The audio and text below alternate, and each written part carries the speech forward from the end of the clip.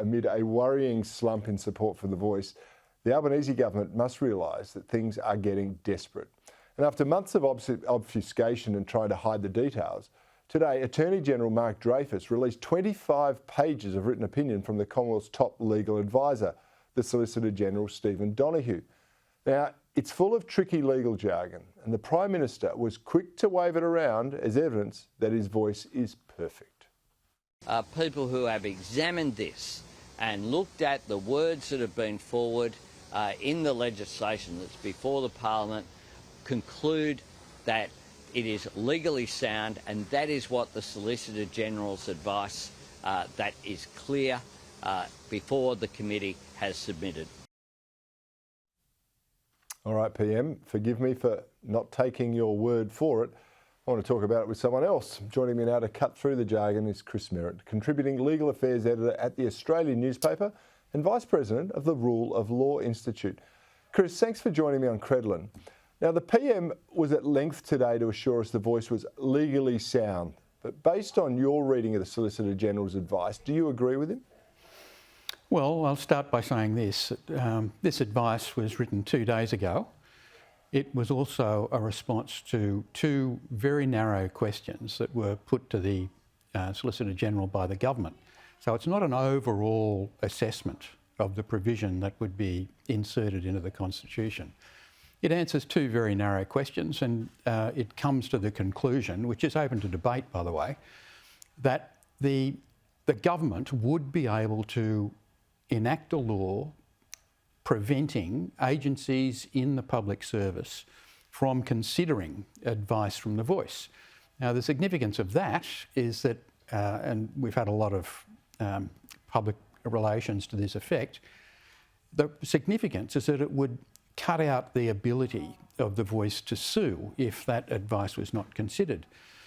Now, that's fine as far as it goes, but I'd suggest that it's also worthwhile having a look at the submission that was put in also a couple of days ago by Ian Callanan, a former High Court judge.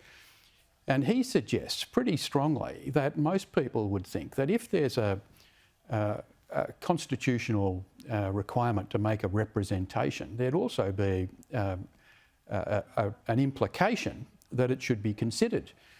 Now, what's not covered in this Voice is the critically important question that was also raised by Father Frank Brennan, a very distinguished constitutional lawyer, about whether there is also an implication that The Voice should be informed in advance so that it can make representations on pending decisions by the executive. Now, that was just not covered in the advice that we've got today.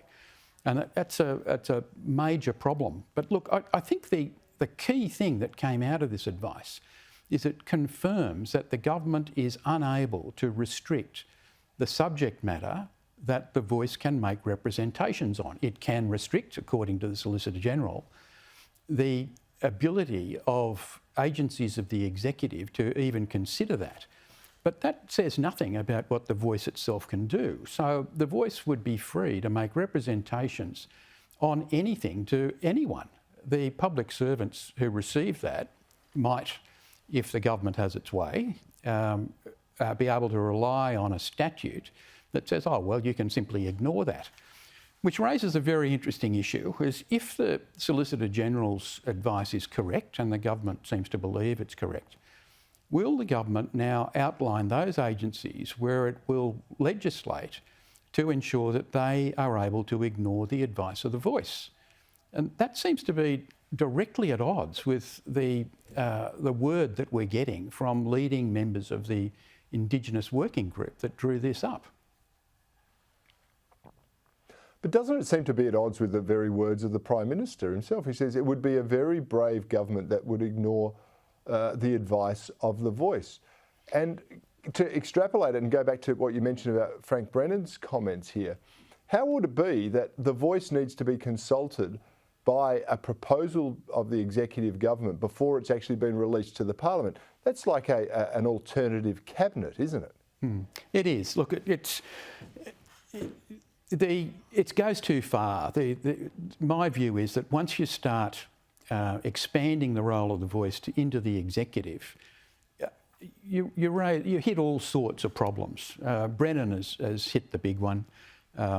What he would prefer would be that the advice to the executive should be replaced with advice to ministers of the Crown, ministers of the Commonwealth.